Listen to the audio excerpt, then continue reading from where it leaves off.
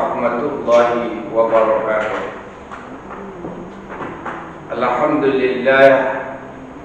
Alhamdulillahilladzi ja'ala ad-da'wata ila al-huda wad-dalalah 'ala al-khair wan-nasihah lil muslimin min afdalil qarabat wa arfa'id darajat wa arhamil muhimmat fid dunya.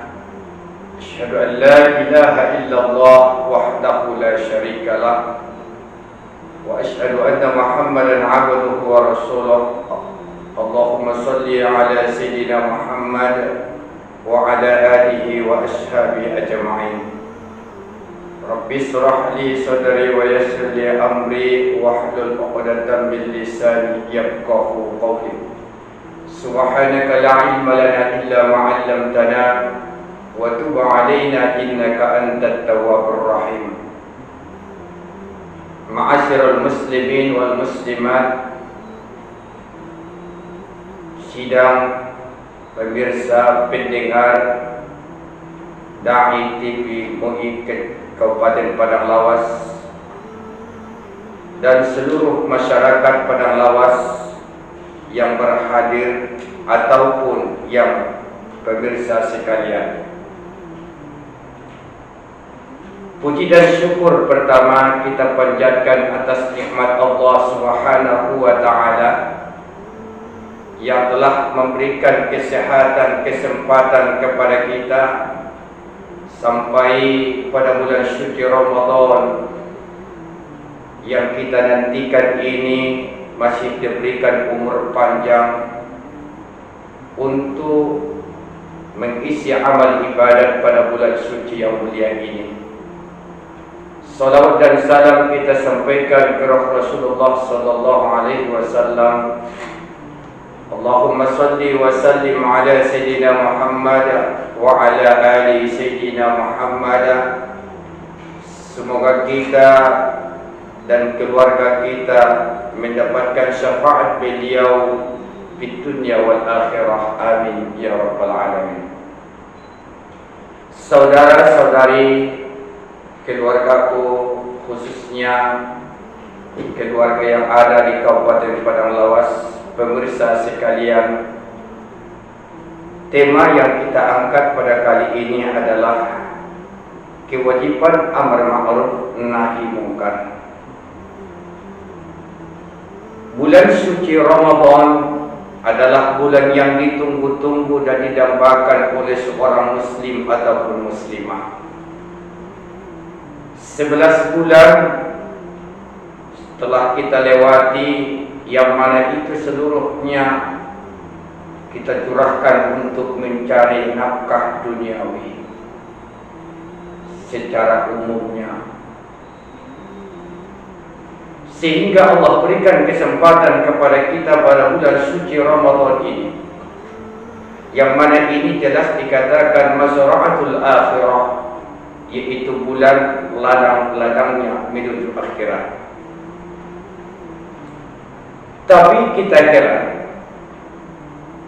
di tengah-tengah kaum muslimin wal muslimat mencari kebaikan, mencari keutamaan, meningkatkan ibadah, ketakwaan, tapi toh masih ada di tengah-tengah itu kemungkaran, kemaksiatan, bahkan merajalela di bulan suci Ramadan ini.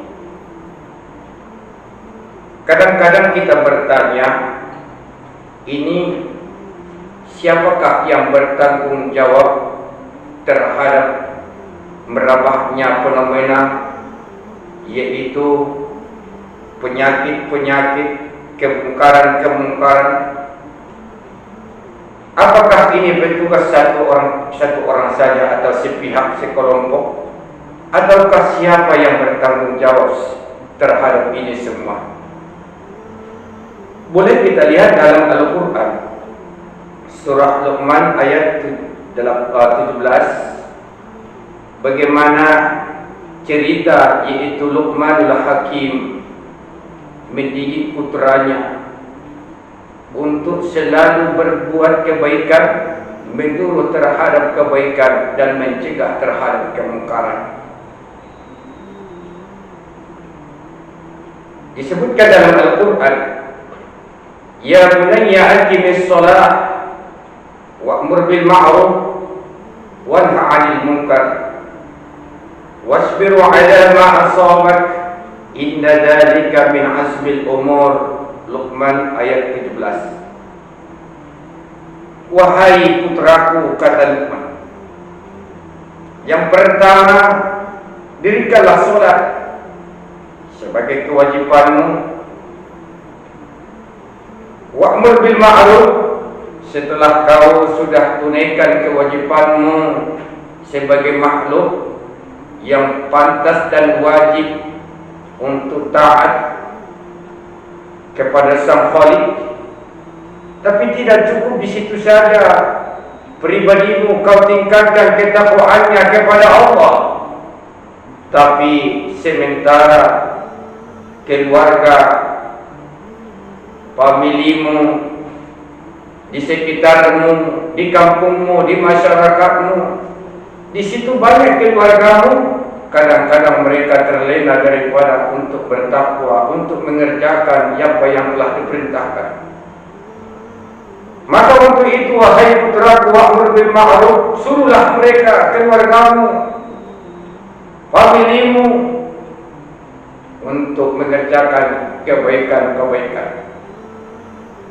Wanha 'anil munkar, setelah itu apabila mereka jatuh terhadap apa yang telah dilarang oleh Allah dan Rasulnya, yang dilarang oleh syariat, jangan biarkan mereka, tapi cegahlah mereka. Itu adalah suatu kewajiban. Wasbiru 'ala ma asabak, baru nasihat Luqman kepada putranya, hendaknya engkau bersabar terhadap apa yang menimpa dirimu. Sifat kesabaran adalah sifat seorang mukmin. Banyak orang yang ibadahnya tinggi, suka menyuruh kebaikan, mencegah kemungkaran, tapi kesabarannya tidak bisa dia tunaikan. Orang yang seperti itu, tiga hal itu Allah menyatakan, inna dzalika min azmil umur, yang demikian itu adalah perkara yang sangat besar. Sehingga dua hal yang kita angkat tema tadi, yaitu yang pertama menyuruh seseorang terhadap kebaikan, yang kedua mencegah seseorang daripada kejahatan. Ini bukan hal sepele. Ini bukan hal yang harus kita tutupi atau kita limpahkan kepada pihak satu pihak atau golongan. Apa itu? Fa innahu min azmi sa'iri, bahwa keduanya itu menyuruh orang terhadap kebaikan, mencegah orang daripada kejahatan. Itu adalah suatu syiar agama yang paling besar. Boleh kita lihat juga wada'ul anbiya wal mursalin, bahwa itu adalah usaha yang sungguh-sungguh yang dikerjakan, yang ditunaikan oleh para anbiya, para nabi, wal mursalin, dan para rasul. Dua perkara ini adalah yang mereka lakukan. Wal awliya'is sholihin, dan para awliya yang soleh. Mereka menyuruh untuk apa? Kebajikan. Siang malam mereka menyuruh kebajikan, mencegah terhadap kejahatan dan kemungkaran. Wal ulama, dan para ulama.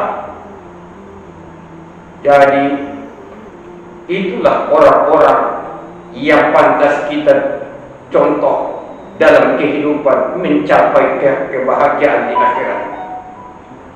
Sehingga Allah nyatakan dalam Al-Quran, surah Al-Imran ayat 104, A'udzu billahi minasyaitonir rajim. Bismillahirrahmanirrahim. Wal takum minkum ummatun yad'una ila al-khair wa ya'muruna bil ma'ruf wa yanhauna 'anil munkar. Ulaika humul muflihun.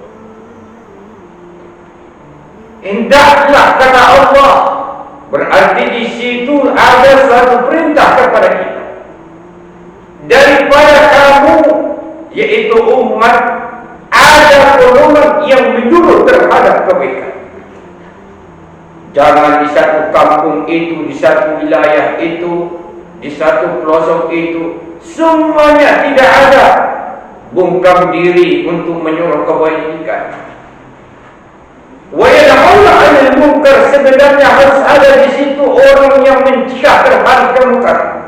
Bila ada di situ kemungkaran, bila ada di situ kesalahan, ada di situ kezaliman, hendaknya harus ada di situ yang mencegah terhadap kemungkaran. Orang yang mau mengerjakan yang dua perihal ini.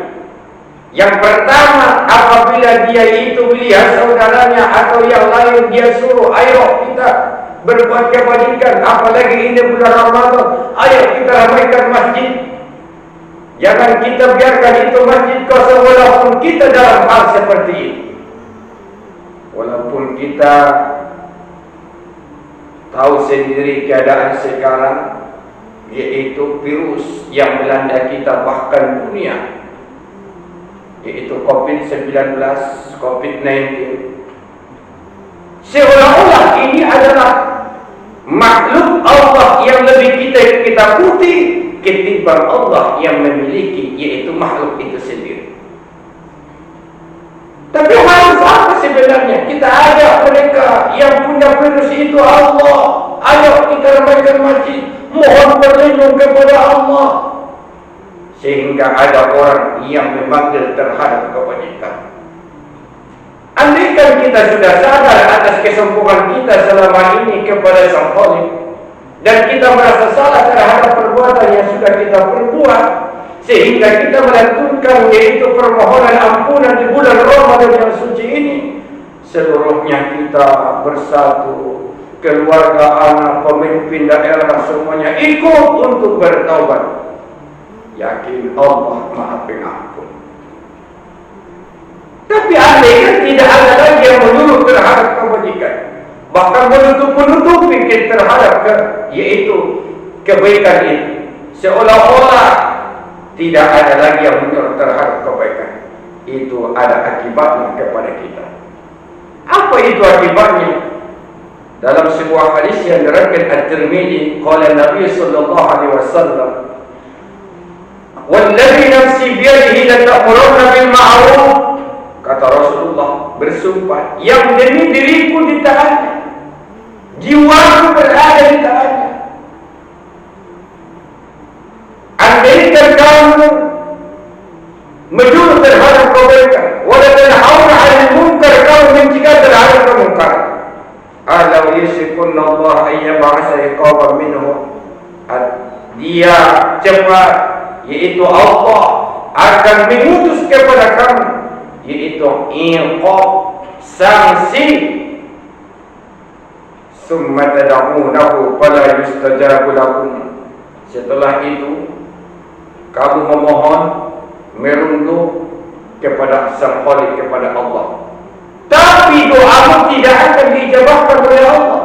Disebabkan apa? Yaitu kita mengabaikan dua hal ini. Yang pertama, tidak ada lagi di situ orang yang menyuruh terhadap kebajikan. Yang kedua, tidak ada lagi orang yang mencegah terhadap kemungkaran. Maka Allah akan turunkan azab kepada kita. Bukan saja orang yang beribadah, bukan saja orang yang berbuat maksiat, seluruhnya akan kena musibah. Yang ketiga, kedua doa kita tidak akan diangkat, tidak akan diijabahkan oleh Allah. Ma'asyiral muslimin wal muslimat yang dirahmati Allah Subhanahu wa taala. Jadi orang yang mau mengerjakan dua perihal ini, jelas Allah nyatakan, Allah catat dalam Al-Quran, yaitu mereka lah orang-orang yang beruntung.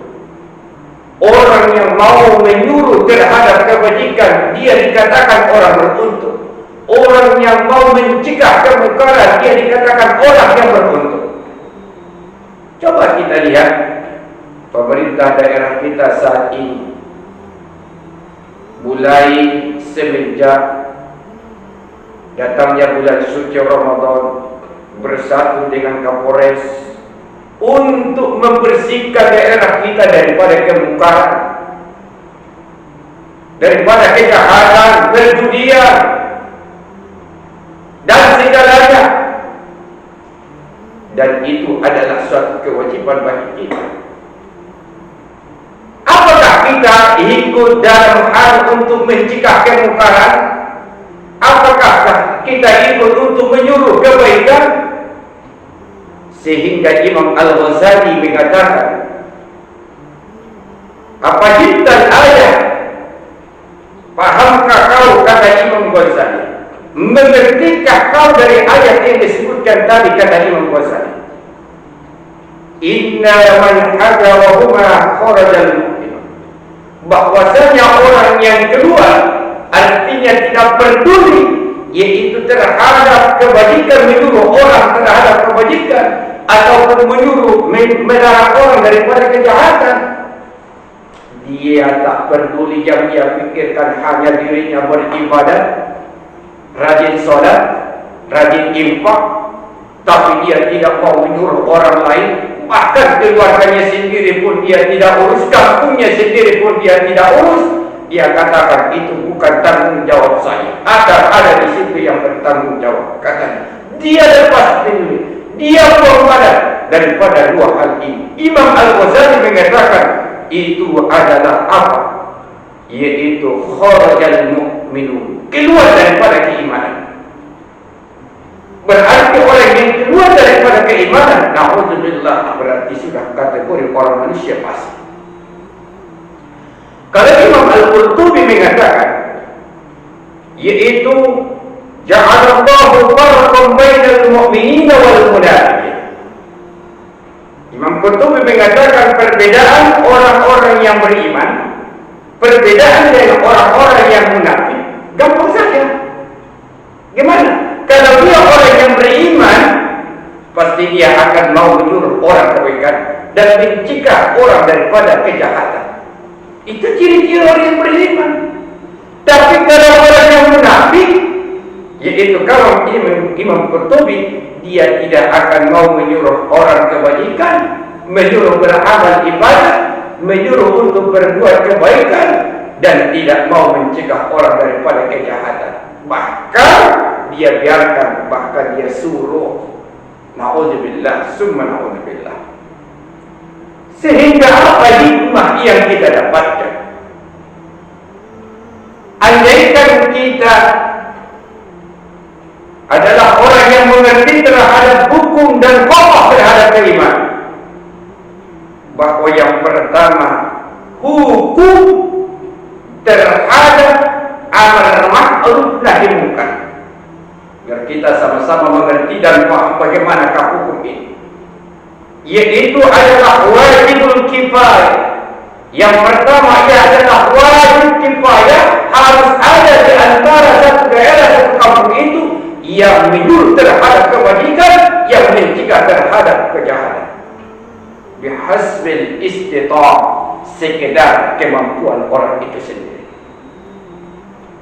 Berarti di setiap daerah itu harus ada terkemuka yang menyuruh terhadap kebajikan.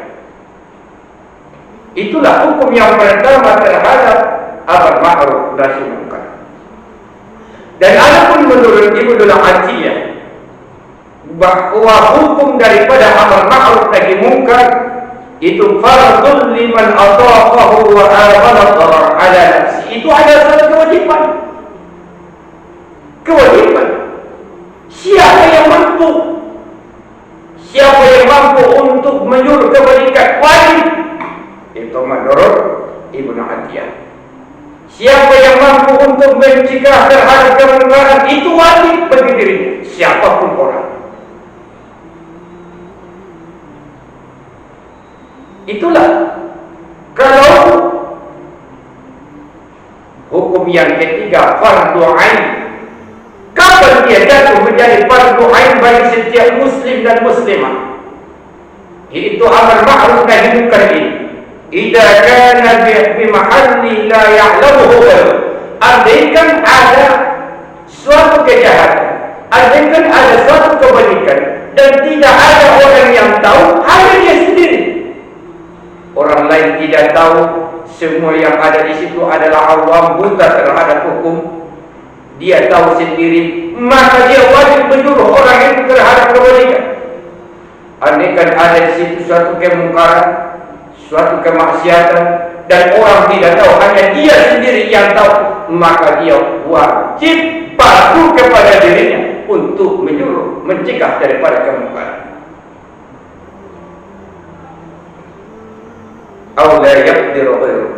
Atau ada orang yang di situ kejahatan, kemungkaran, dan orang tahu, ada yang tahu, tapi yang lain tidak ada kemampuan. Hanya satu orang itulah yang bisa mencegah kemungkaran itu. Maka wajib bagi dirinya untuk mencegah kemungkaran itu. Andai dia tidak mencegah, maka dosa jatuh kepada orang yang sudah dimampukan oleh Allah. Ini ada pilah-pilah, yaitu tempat posisi daripada hukum amal ma'ruf nahi munkar. Kalau menurut Imam Ahmad, bagaimana pendapat beliau? Anna tarkal inkar bil qalbi kufrun, bahwa beliau berkata meninggalkan kemungkaran dengan hati. Ada kemungkaran, hanya dia cegah dengan hati saja. Aku nggak bisa, dengan kekuatan saya, takut saya nanti saya pun kena, dengan tangannya pun tidak mampu, berbicara ke situ pun dia tidak mau. Dia ambillah jalan tikus yang paling kecil, yaitu dia merasa benci dengan hatinya sendiri. Memang ada hadis Rasulullah, man ra'a minkum munkaran falyughayyir bi yadihi, fa in lam yastati' fa bi lisanihi, fa in lam yastati' fa bi qalbihi, fa huwa ad'aful iman. Jadi dengan hati itu adalah selemah-lemah iman. Tapi menurut Imam Ahmad, orang yang meninggalkan itu saja pun dengan hatinya pun dia tidak benci, bahkan dulu dia bersama dengan orang itu, bahkan dia pancing orang itu dan terhadap kemungkaran. Kata Imam Ahmad, apakah kufrun, orang itu sudah kategori kafir. Na'udzubillah, summa na'udzubillah. Inilah kadang-kadang kita tidak paham, mengerti sampai mana posisi daripada amar ma'ruf nahi munkar, sehingga boleh kita lihat yang dikatakan oleh Imam Ahmad dalam sebuah hadis yang diriwayatkan oleh Tirmidzi, Bukhari, yaitu ada sekelompok umat yang berada di dalam perahu.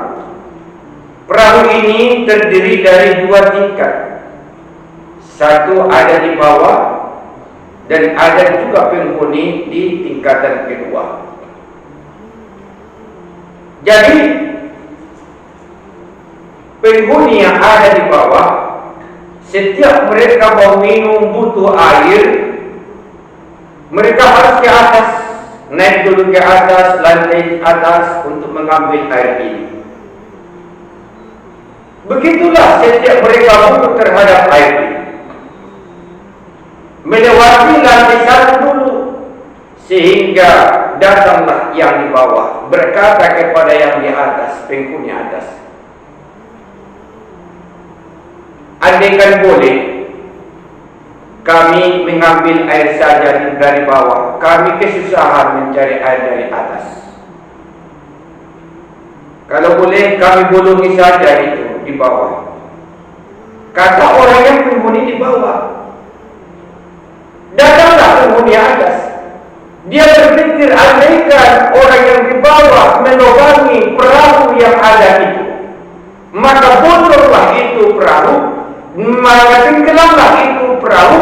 Bukan saja orang yang di bawah itu akan mati, semua orang yang ada di kapal lantai satu dan dua akan mati.